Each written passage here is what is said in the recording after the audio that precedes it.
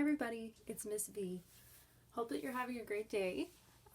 Yesterday we talked about carrying capacity and you worked on a small worksheet that actually had you looking at a graph. You were trying to use some of your graphing skills to look at how the population was growing and how it was fluctuating around that carrying capacity of that area. Now today we're going to be expanding on those graphing skills because this is an important outcome in our grade 10 science curriculum. So you should be able to interpret a graph, a population graph, and tell me whether the population is increasing, decreasing, and why it might be doing that. So today we are going to be practicing our graph skills because it's important for not only this class but math as well. And we're going to be looking at a population and seeing how different animals can affect one another. Okay, so I'm going to go ahead and read this. Okay, so it says, how do populations of predators and prey affect one another over time? To understand how populations of animals affect one another, wildlife managers and sometimes citizens do surveys to find out if the population is stable, growing, or decreasing. In this activity, you will graph and analyze the results of a cat-mouse population survey from the data below. Alright, so we're going to be using this data table right here, which gives us a span of years when some scientists collected data research on the population of cats and mice in a particular farmer's field.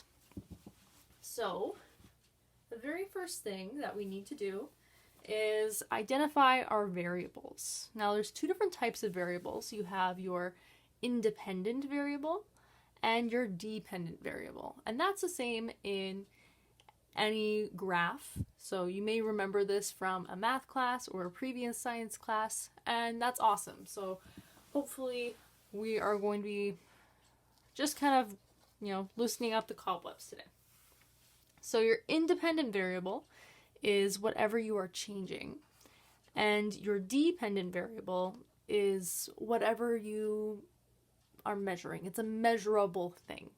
Okay, so if I look over here at my chart, there's two different sets of data. Well, there's three. So I have my years that I collected this data, and I have my cat and mouse populations. Now, when I look at this, I see that my dependent variable, or the number of things that I'm measuring, is my cat and mouse populations, right? You can't really measure a year. It's the same size all around, but each year we are measuring the number of cats and the number of mice that are present. So go ahead and write down population. Oh, yeah, I'm going to write this in pen. However, you may want to write this in pencil. Population size of cats and mice. Okay?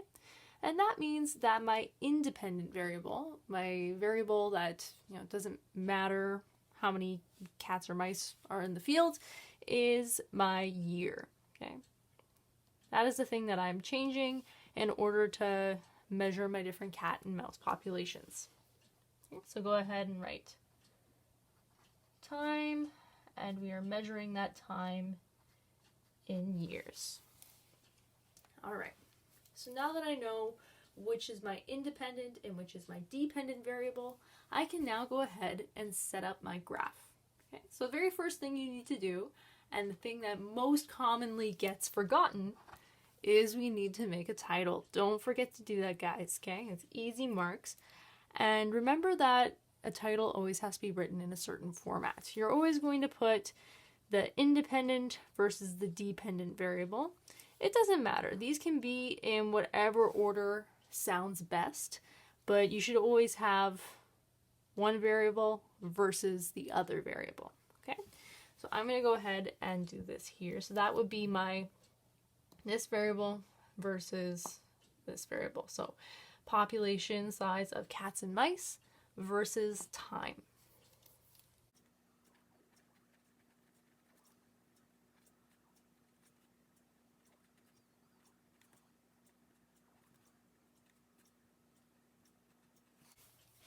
Awesome. Perfect. All right, so now our next step is to start actually making our graph. So we're going to be plotting data points, and we are going to be doing this all on one graph. And you may not have done this before. That is totally fine. But this way we have both sets of data in one spot, and we can compare the two.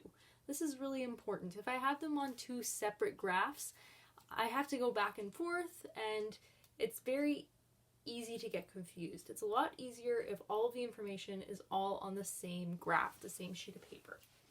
So I'm going to graph my independent variable, right, my time, on my x-axis. My dependent variables of my cat population and my mouse population are going to go on either side of my graph. One on the y-axis on the left and one on the y-axis on the right. And I will show you what I mean in just 1 second. Also, don't forget to put your units, especially for time. You want to make sure that you are putting that down. It's easy marks that show me that you're paying attention to those details.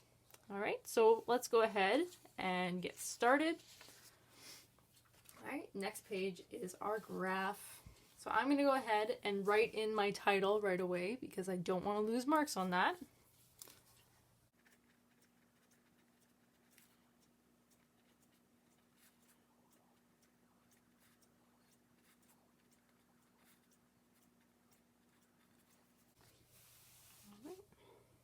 All right, and now I'm going to go ahead and add my x-axis title and my y titles on either side of my graph. All right.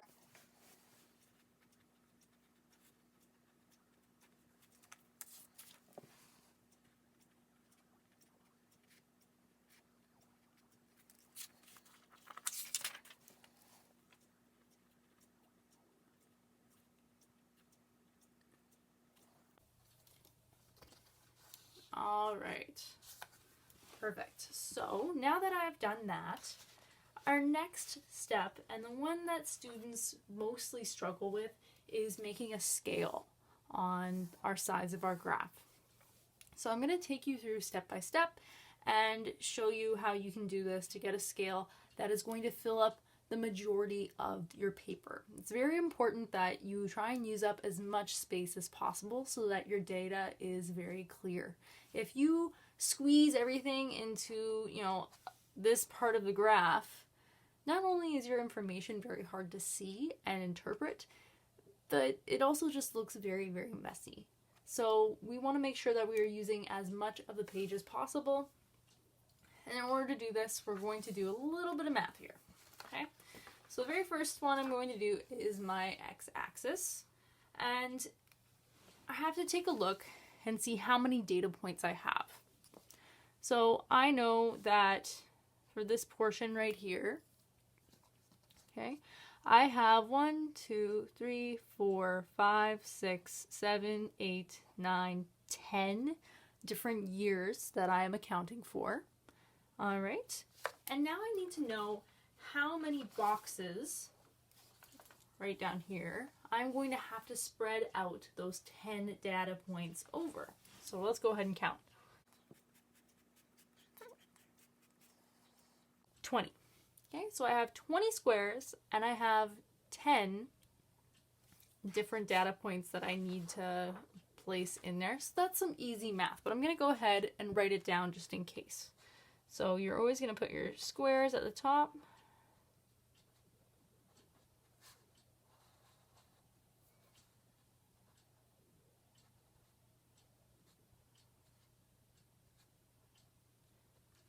Okay, so I have 20 squares divided by a range of 10 years. And that gives me an average of 2 spaces. Awesome. So I'm going to go ahead and put in that information.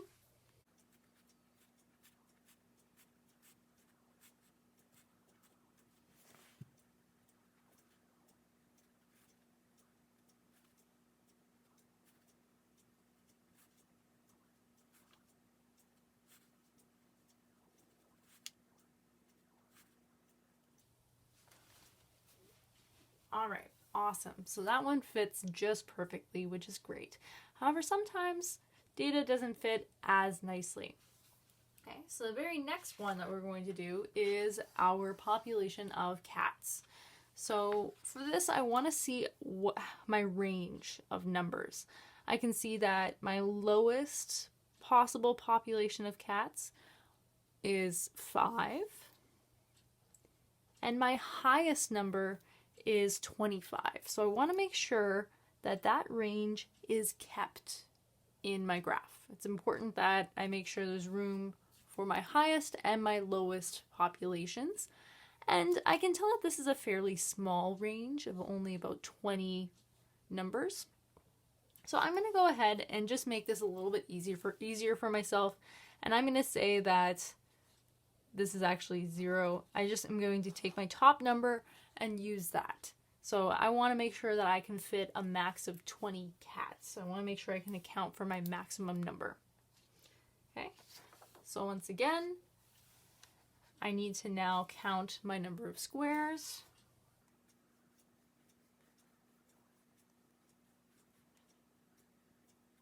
$27. All right, so I have 27 squares, and I have 25 as my maximum number of cats that I have to account for.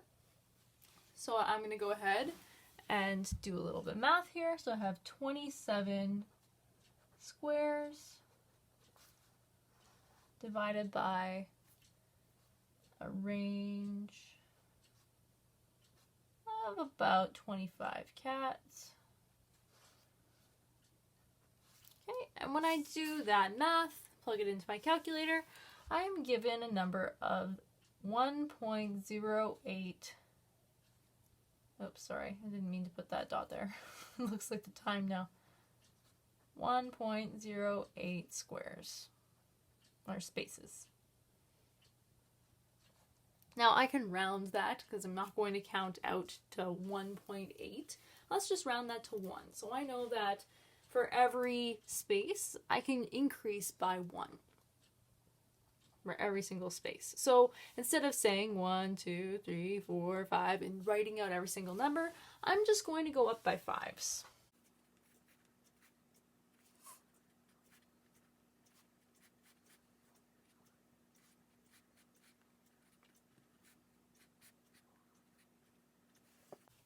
Awesome. Alrighty. So now my next step is to do that on my other side. I now need to make a scale for my population of mice. And when you look at this one, you may be a little more nervous because it has a lot higher of numbers. But I want to warn, don't worry about it. We're going to do it together. So once again, I'm going to look and find my smallest number, which is 300. And my largest number, which is 2,500. Okay, so now that they're larger numbers, if I cannot comfortably fit in my max number of 2,500 on my scale, I can drop that down and make it a bit smaller. I can say that 2,500 minus 300, and now make it a range of 2,200. That way, I may be able to fit that on my graph a little bit nicer. However, if I look, 2,500 is a multiple of 25. So I think I'll be okay by just forgetting about my lowest number and just making sure that I can fit in my highest population number. Okay? So, now that I know that, I'm going to do some math again.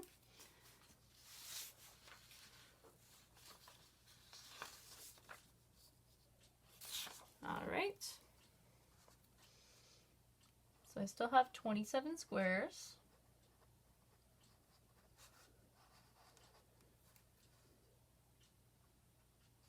Divided by a range of 2,500 mice.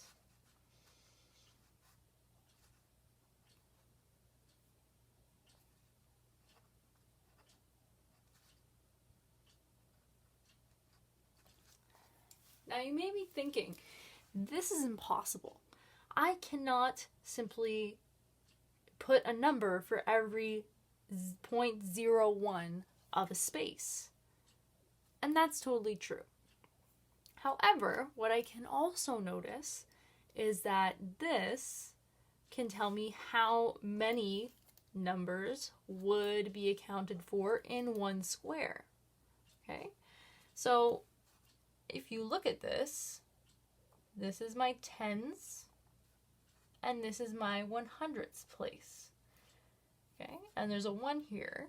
So that is actually telling me that there are 100 tiny little tick marks in every single square if I wanted to go up by 1.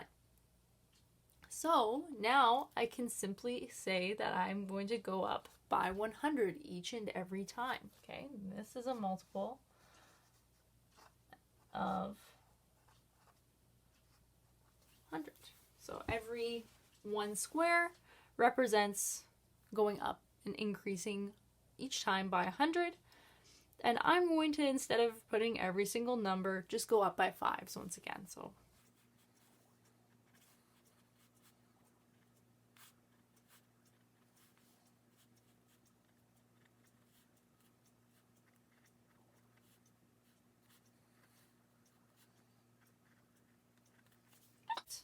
alright, so now that I have all of my scales written in, it's time to plot my data points. So I'm going to go ahead and use this information right here to plot my points. So I know at year 2000, I had 5 cats. And what I'm going to do is I'm going to make sure that I plot all of my cat points together all at the same time. And then I'll do all of my mouse data points all at the same time as well. This will just help me in keeping my information straight and making sure that everything is clear and color-coded. So I'm going to go ahead and plot all of my cat population data points here in my black pen.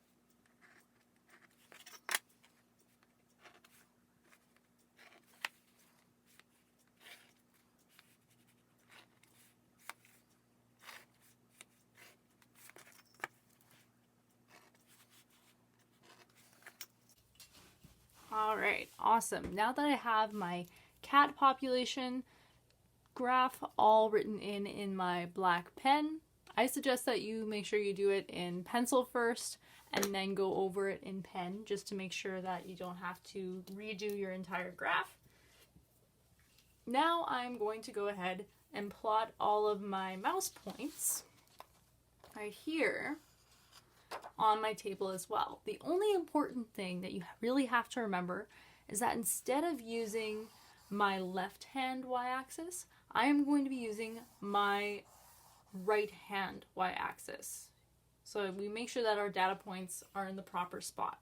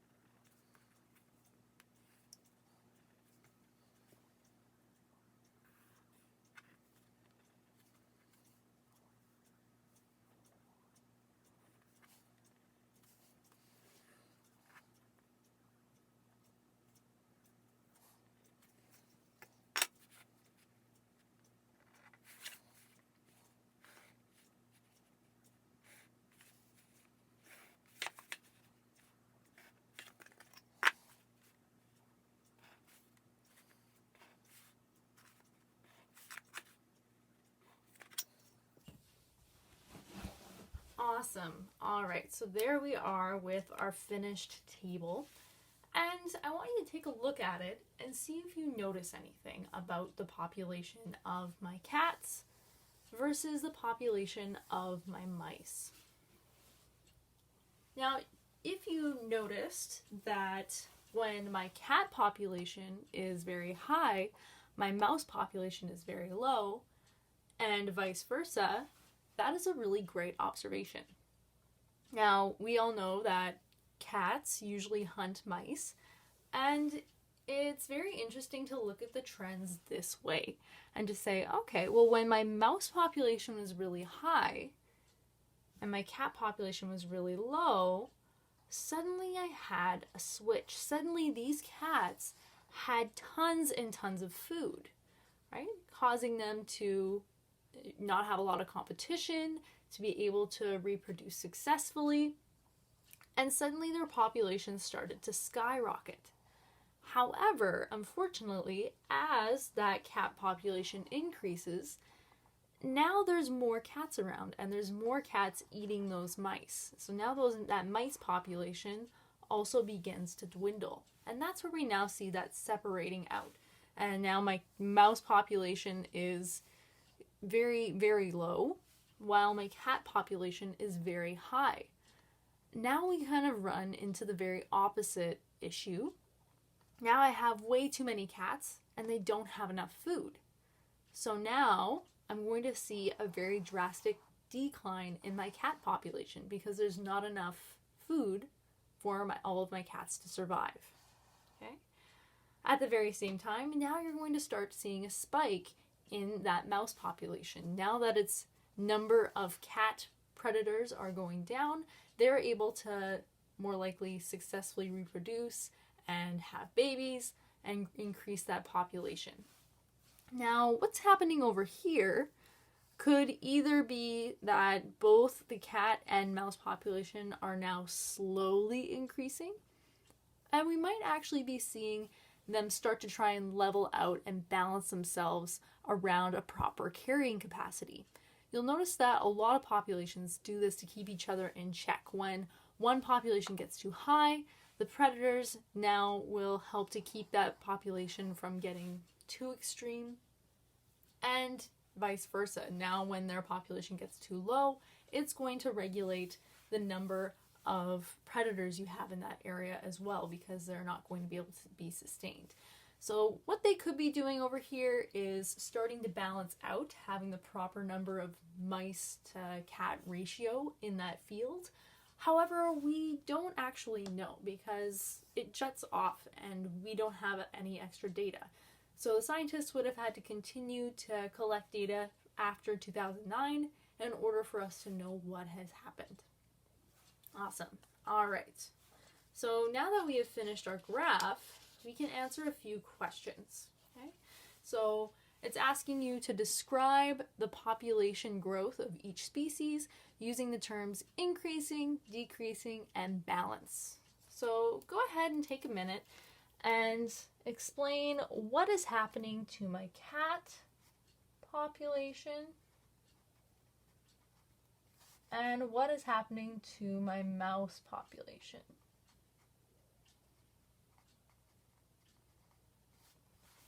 Yeah, we've kind of described it a little bit, but you should be noticing how one population starts off very low and then spikes and then goes back down again, whereas the other one starts off very high, goes low, and comes back again. I think I just said the same thing twice, but you know what I mean. Sorry about that. Okay, so go ahead and think about that question for a little bit. I also want you to think about what factors could cause a species to decrease, specifically in this example, okay? What caused my mouse population to decrease and go down? Similarly, over here, what caused my cat population to decrease? Okay? Third question is to identify two factors that could cause a species to increase. So we see an increase in my cat population right here. I want you to think about what made the cat population spike after 2001. Okay. May have something to do with this number right up here. I also see a spike in my mouse population here after 2005. And why do you think that they would spike after my cat population had started to go down? Okay. And lastly, is it likely that you could use the graph to help you predict the population of, cats far into the future? Why or why not? Now, I kind of hinted at this a little bit, but we can't guess too much. Now, nature is kind of unpredictable, and I don't have any data points for a long period of time. I can't, see a steady pattern over these 10 years. I only see one very big spike and, the repercussions of that afterwards.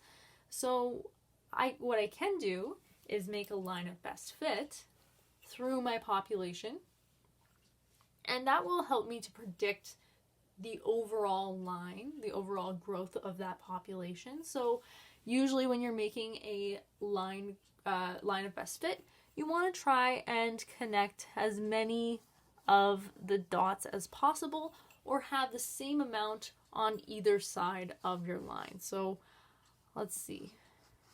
You always want to try and start from 0. So I have 6 on this side, and I have only 1, 2, 3 on this side.